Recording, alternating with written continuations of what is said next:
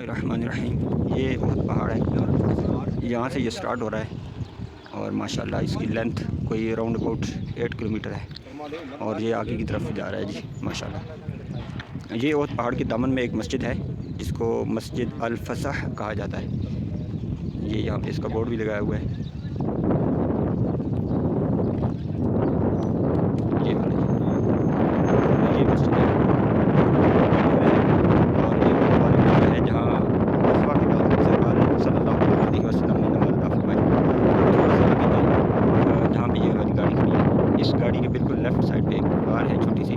इस गार के साथ सरकार सल्लल्लाहु अलैहि वसल्लम ने गज़वा के वक्त